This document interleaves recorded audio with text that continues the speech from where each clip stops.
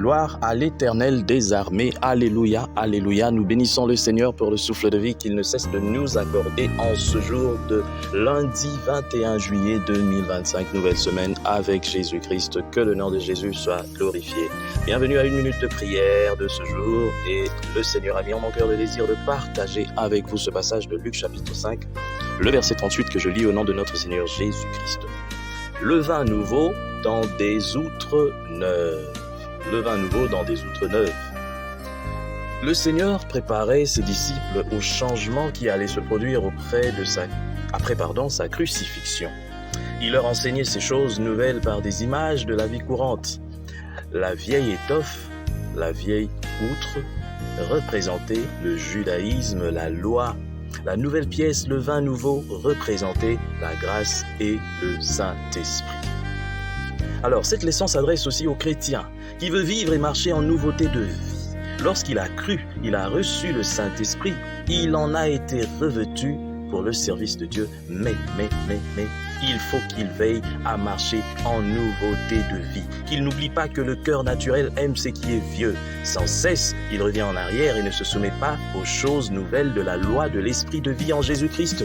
Dans notre vie, n'avez-vous pas encore constaté que vous êtes attiré par les choses déjà passées, par vos péchés passés, abandonnés, par votre vie passée? Et même si certains disent « Ah, moi cette vie-là, oui », dans votre vie passée, il y a des choses que vous avez abandonnées parce que l'Esprit a fait son travail dans le sens où il vous a convaincu et vous a arraché miraculeusement. Mais il y a encore certaines choses qui demeurent. Il y a certains comportements que vous n'arrivez pas à lâcher. Vous n'arrivez pas à vous débarrasser de certaines choses. Vous vivez en Christ, mais ces choses, c'est comme s'il y a une pression de l'extérieur qui vient vers vous, qui vous fait pression. Je rends grâce à Dieu parce que lorsque nous venons à Christ, automatiquement, il y a certains péchés qui tombent. Automatiquement. Mais seulement, notre vieille nature qui demeure encore, reste là pendant quelque temps, c'est-à-dire la vieille nature est là, en train de faire un effort pour pouvoir naître, mais il y a la nouvelle nature qui a été bâtie, qui l'a supplombée, et qui ne veut même pas qu'elle pousse encore, mais elle fait des efforts. Et c'est à nous maintenant, parce qu'il y a le libre arbitre, et ça, beaucoup de chrétiens oublient ça. Beaucoup de prédicateurs oublient qu'il y a le libre arbitre. La vieille nature ne peut pas regermer seule. La nouvelle nature aussi ne peut pas prendre le dessus si nous-mêmes, nous ne nous y mettons pas. Il n'est pas ici question de légalisme, mais de volonté humaine. Lorsque nous décidons, voilà pourquoi on dit décider. Décider. Parce que la décision implique notre engagement personnel.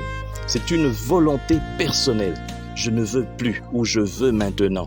Lorsque nous décidons de marcher en nouveauté de vie, de suivre Jésus-Christ, l'engagement mais aussi l'engagement et notre volonté mettent les bonnes actions en mouvement. Ça met notre nouvelle nature en mouvement. Donc il faut la volonté. Voilà pourquoi je viens te dire, mon frère, ma soeur. Il ne suffit pas de dire je suis en Christ maintenant, moi je suis sauvé, je peux vivre comme je veux. Non. Il faut aussi que toi-même tu le veuilles. Être en Christ, ce n'est pas seulement décider, faire une prière et puis c'est fini. Bon, il y avait un pasteur qui m'avait dit de répéter la prière. Non, mais est-ce que tu le voulais? Est-ce que tu le veux encore? Tant que tu le veux, tu le souhaites, l'Esprit aussi est là. Le Saint-Esprit ne va pas forcer notre esprit, mais c'est notre esprit qui va laisser le Saint-Esprit agir.